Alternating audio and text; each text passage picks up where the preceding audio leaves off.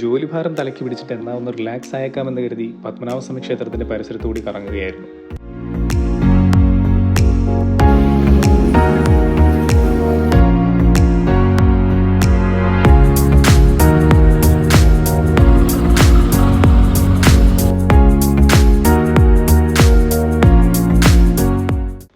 മണ്ഡലകാലം കൂടി ആയതോടെ ക്ഷേത്രവും പരിസരവും എല്ലാം നല്ല തിരക്കാണ്.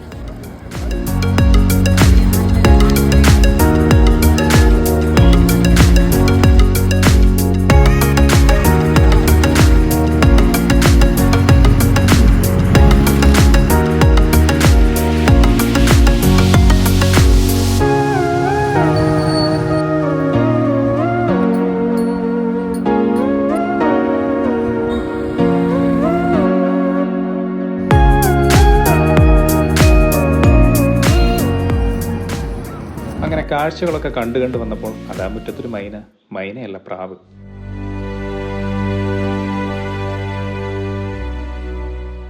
വെയിൽ കായാൻ കിടക്കുകയല്ല, ആത്മഹത്യാശ്രമവുമല്ല. കുരുപ്പിന്റെ തല അവിടെ ലോക്കായി പോയി. ഫുഡ് കണ്ട ആക്രാന്തം കയറി കൊത്തിപ്പോയി മണ്ഡപത്തിലെ ഒരു വിള്ളലിൽ കൊണ്ട് തല കുടുക്കി. ഊരിപ്പോരാൻ ശ്രമിച്ചെങ്കിലും സാധിക്കാതെ പാവം ജീവന് വേണ്ടി മല്ലടിച്ച് കിടക്കുകയാണ്.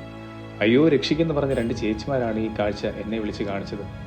പക്ഷേ നമ്മൾ ഈ സീനിലില്ല എന്നവരോട് പറഞ്ഞ് മനസ്സിലാക്കി. മണ്ഡപത്തിലേക്ക് കയറിയാൽ അതീവ സുരക്ഷാ മേഖലയിൽ അതിക്രമിച്ച് കയറിയതിന് കേസാകും.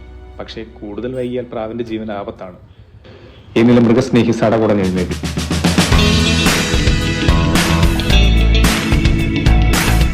പിന്നെ ഒന്നും നോക്കിയില്ല, നേരെ പോയി ക്ഷേത്രത്തിന് മുന്നിൽ ഡ്യൂട്ടിയിലുള്ള പോലീസിനോട് കാര്യം പറഞ്ഞു.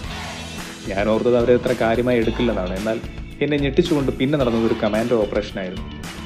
പോലീസ് ഉദ്യോഗസ്ഥൻ അപ്പോൾ തന്നെ കൺട്രോൾ റൂമിൽ വിളിച്ചു. പിന്നാലെ രക്ഷിക്കാൻ ഇപ്പോൾ ആളെത്തുമെന്ന് എന്നോട് പറഞ്ഞു. ഇതെല്ലാം ശ്രദ്ധിച്ചു നിന്ന സ്പെഷ്യൽ ഡ്യൂട്ടി കമാൻഡോസ് കാര്യം തിരക്കി.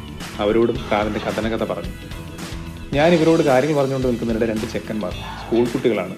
പ്രാവിനെ കണ്ടിട്ട് വേലി ചാടാനൊരു ശ്രമം നടത്തി. കമാൻഡോസിന്റെ ഒറ്റ അലർച്ചയിൽ പയ്യന്മാർ താഴ്ത്തെത്തി. പോയി അവരോട് കാര്യങ്ങൾ പറഞ്ഞ് മനസ്സിലാക്കുക, ഞങ്ങൾ പിന്നാലെ വരാമെന്ന് കമാൻഡോസ്.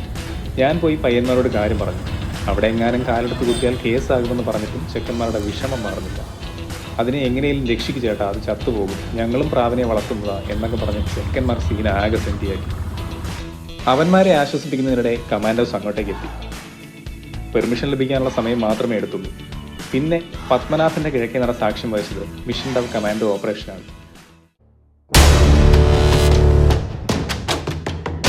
പുല്ലുപോലെ ബാരിക്കേഡ് ചാടിക്കിടന്ന് നമ്മുടെ കമാൻഡോ പ്രാവിനെടുത്തെത്തി.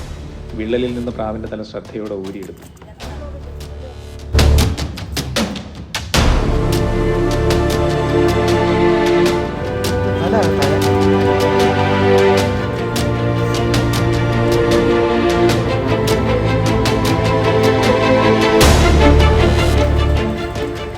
കയ്യിലെടുത്തൊന്ന് തലോടി താഴെ വെച്ചതോടെ തല കുടുങ്ങി കിളി പറഞ്ഞിരുന്ന പ്രാവ് പോയിട്ട് എന്തോ തിരക്കുണ്ടെന്ന മട്ടിൽ റോക്കറ്റ് പോലെ പറഞ്ഞ് ട്രെയിനുണ്ടായി.